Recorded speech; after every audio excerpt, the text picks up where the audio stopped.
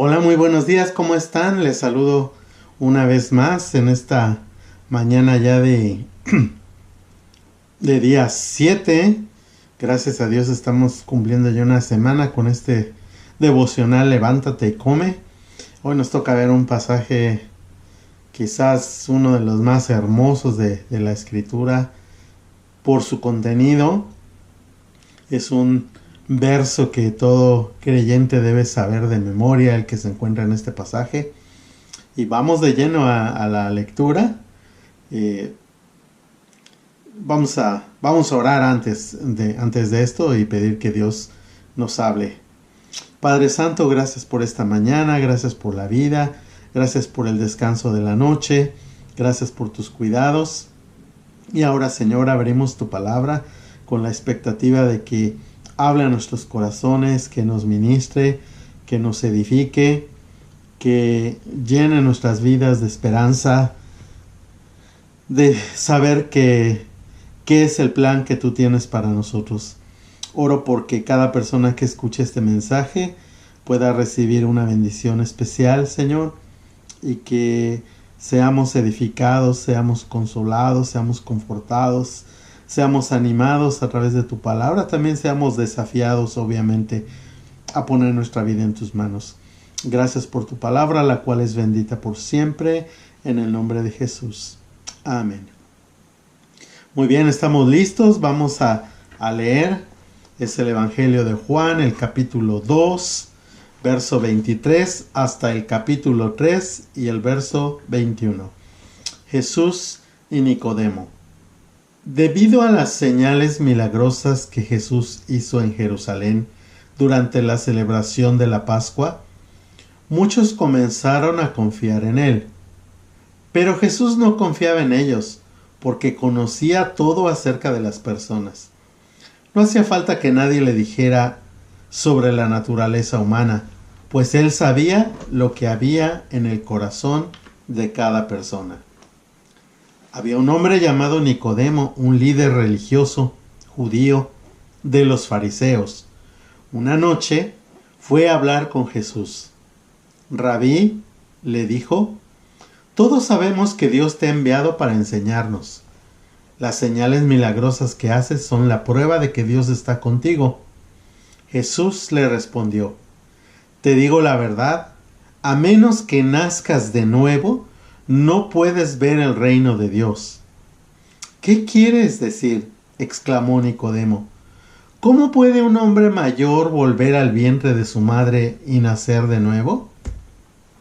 Jesús le contestó, te digo la verdad, nadie puede entrar en el reino de Dios si no nace de agua y del Espíritu.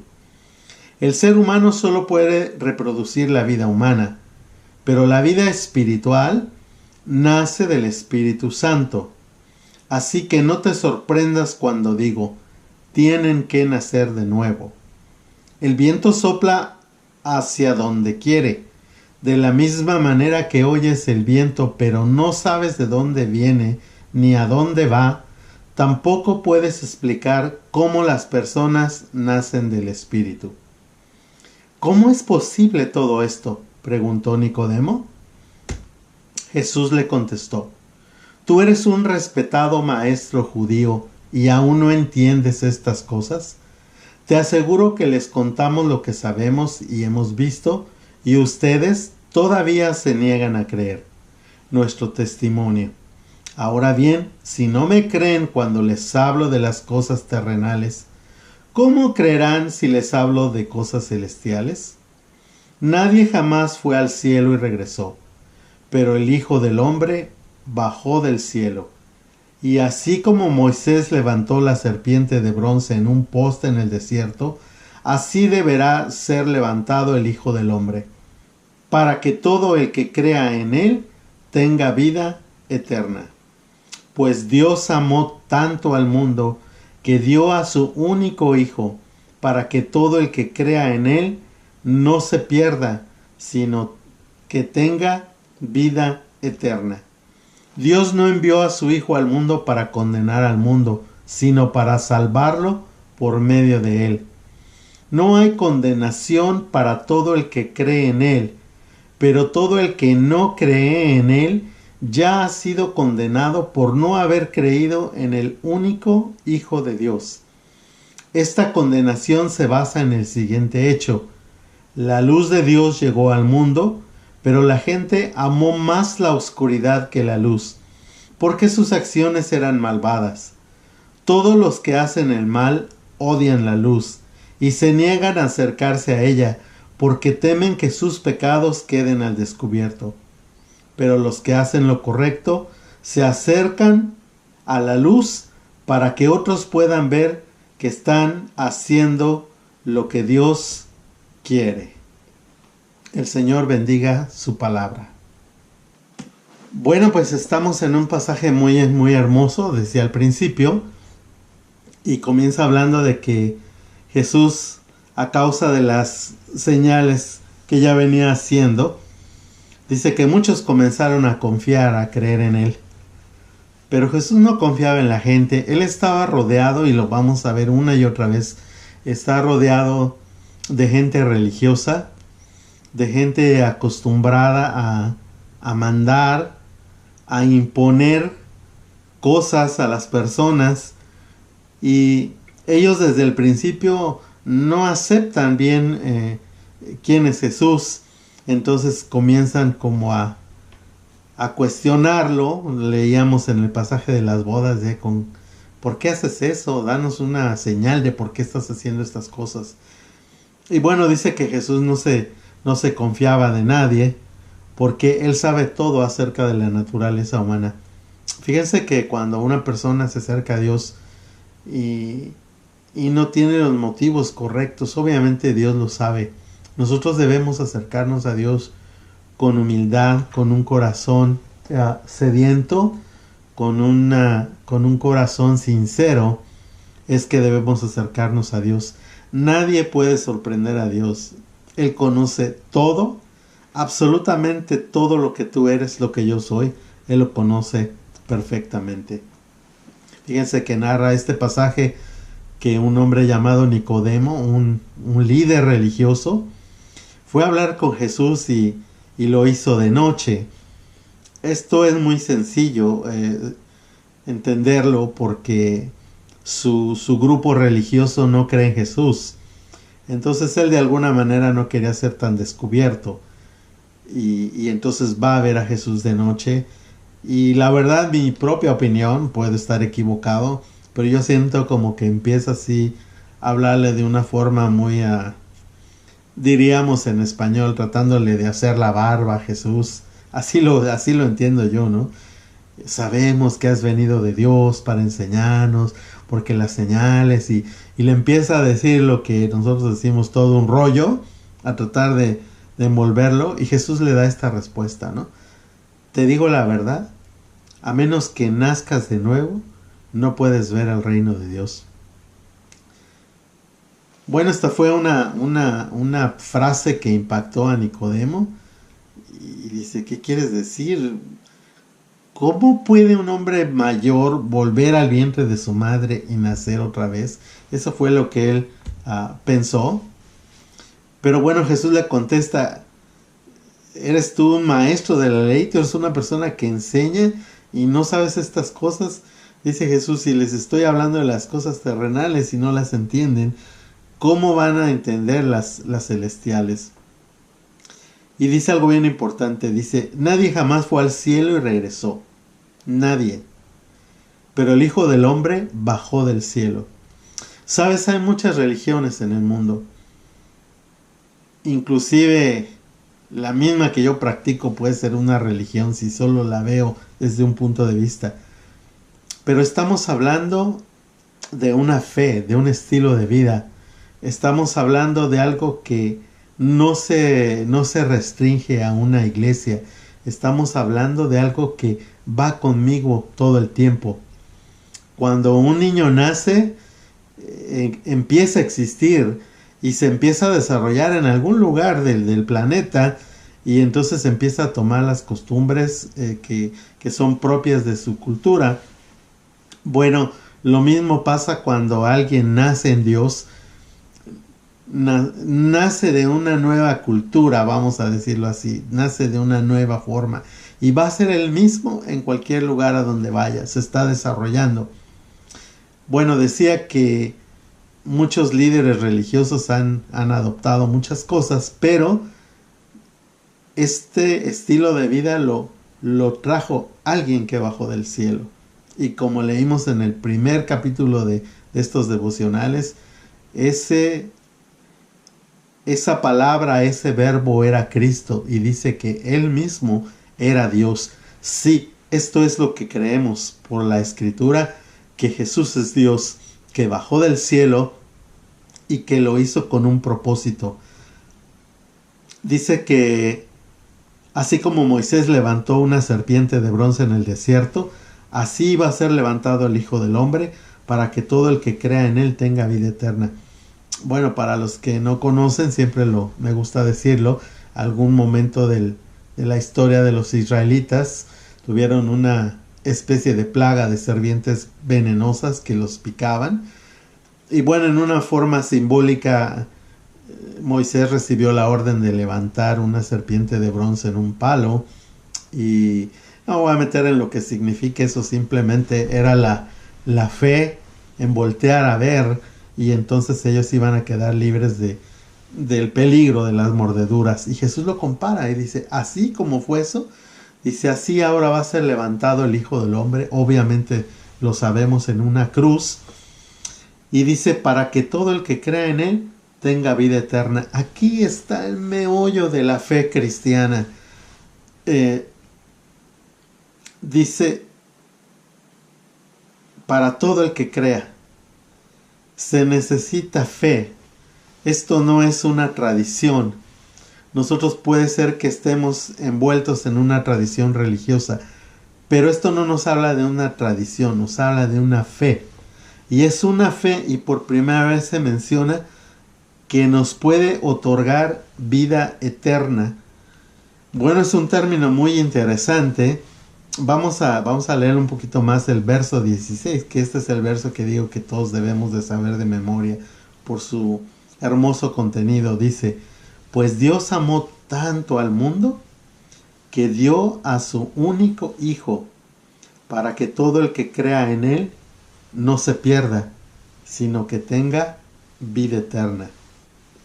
Aquí hay varias palabras que llaman la atención. Primero, Dios dio a su único Hijo. Fíjense que quizás hoy estamos en la era de los trasplantes, y he escuchado historias realmente conmovedoras donde un padre, una madre se saca un riñón, se saca algo para dárselo a su hijo enfermo y entonces darle vida. Y no se diga ahora de los donación de órganos cuando uno se muere, y que puede ayudar con su corazón, sus pulmones, el hígado, los riñones, a que otra persona viva. Bueno, esto es un hecho que todos los que somos padres quizás daríamos eso y mucho más por nuestros hijos. Y aquí es Dios entregando a su Hijo.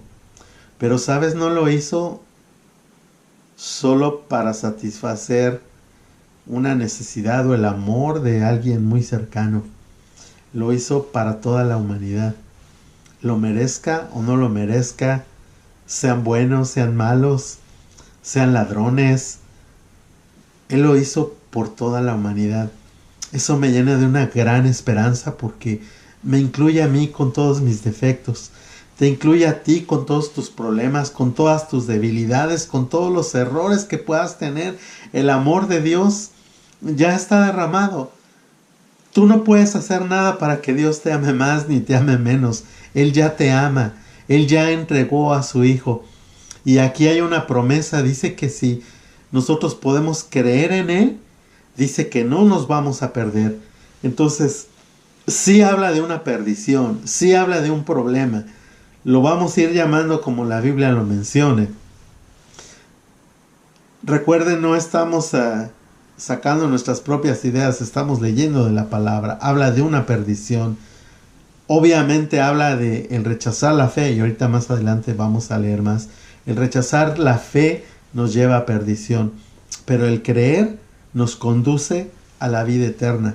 Bueno, nosotros sabemos que algún día vamos a morir. Según la Biblia, el promedio de vida son 80 años, en los más robustos dice. Bueno, algún día vamos a morir, pero esta palabra dice que nosotros podemos tener vida eterna. Y algo eterno es algo que nunca se acaba.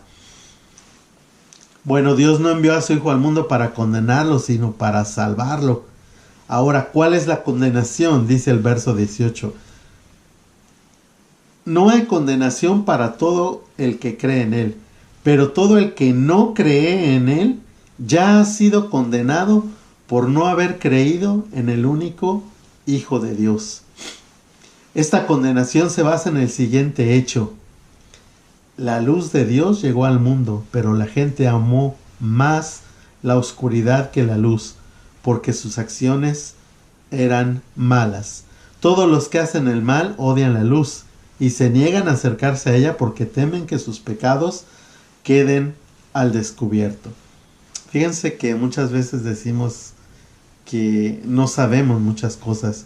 Bueno, hoy estamos en una era de información, tenemos una información vasta que no se limita, hay demasiada información, pero en realidad el problema del ser humano no es información, el problema es esto que dice aquí: los hombres amamos más la oscuridad que la luz.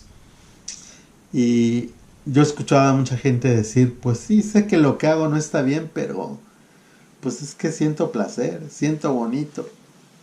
Bueno, ojalá que eso fuera lo más importante, no lo es. Realmente hacer lo malo es lo más fácil. Dice la Biblia que el camino que conduce a la muerte y a la perdición es muy ancho, pero el camino que conduce a la vida es muy, muy angosto, muy estrecho, y son pocos los que pasan por ella. Entonces, mucha gente no desea oír de Dios porque es feliz llevando la vida que lleva.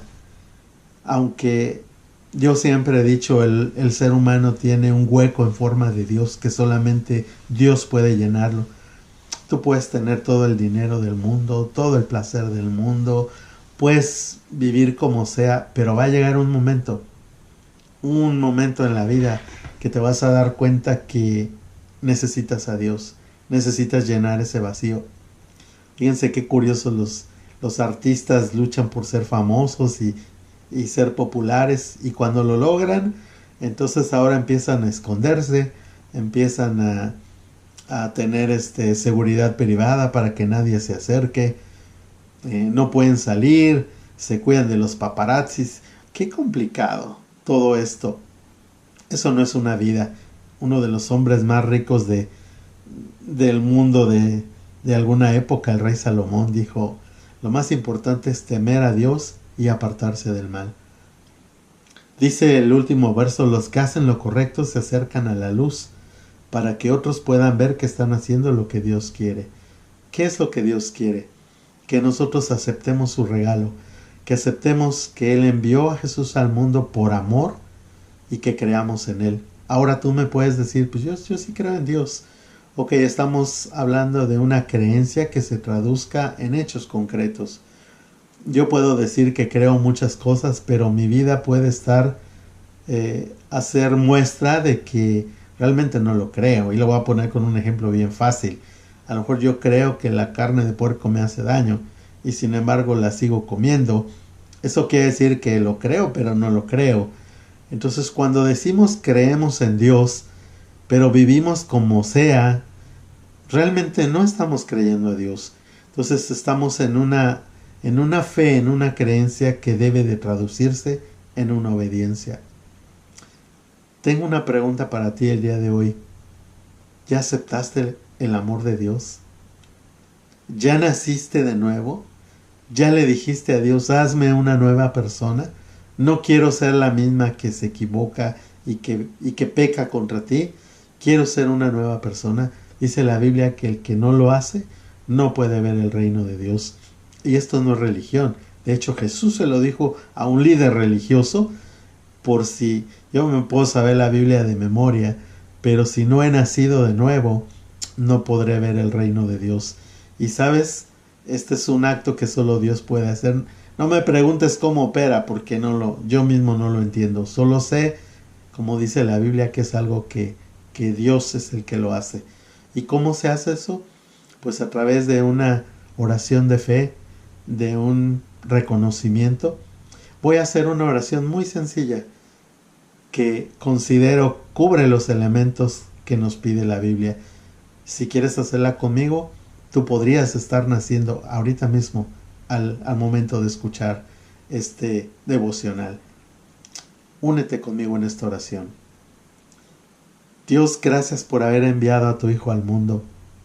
Gracias porque me amaste, me amas a pesar de cómo soy, a pesar de todo el mal que he hecho, queriendo y no queriendo, consciente o inconscientemente, pero sé que te he ofendido de muchas maneras.